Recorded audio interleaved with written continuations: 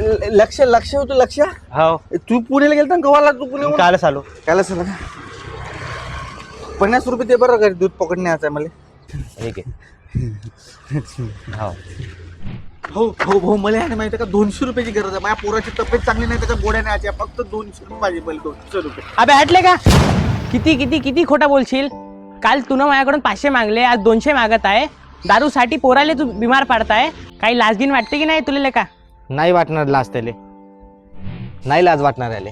मी पण पहिले असंच दारूसाठी खोटं बोलत होतो. पण वणी येथील संजीवनी व्यसनमुक्ती केंद्र इथे मी 4 महिने राहून आलो आणि माझी पूर्ण तरीकेने दारू सुटली. संजीवनी व्यसनमुक्ती केंद्र, जिथे 100% दारूच्या व्यसनापासून मुक्ती मिळते. भगवान पाचभाई सर हे स्वतः व्यसनाधीन होते. सुरुवातीला त्यांनी स्वतःवर उपचार केला आणि दारू मुक्त झाल्यानंतर समाजातील दारू पीडितांसाठी मदत करावी या उद्देशाने संजीवनी व्यसनमुक्ती केंद्र सुरू केले, ज्यामुळे उपचाराच्या पद्धतीने दारुड्याला मानसिक दृष्ट्या तयार केले जाते. माणसाच्या शरीरातील अल्कोहोल काढण्यासाठी वैद्यकीय उपचार तसेच दारुड्याच्या दारूमुळे त्याच्या कुटुंबात होत असलेल्या अस्ताव्यस्थेचे कारण समजावून सांगून त्याला जबाबदारीची जाणीव करून दिली जाते. दारुड्याच्या व्यक्तिमत्वामध्ये बदल आणून 90 ते 100 दिवसामध्ये दारूपासून मुक्त केले जाते. या व्यसनमुक्ती केंद्रात राहण्या खाण्याची सर्व व्यवस्था, सोबतच योग, व्यायाम, प्राणायाम, ध्यान, सोबतच मनोरंजनाची सुद्धा व्यवस्था आहे. इथे 150 ते 200 पेशंटची सोय होऊ शकते एवढी मोठी जागा आहे.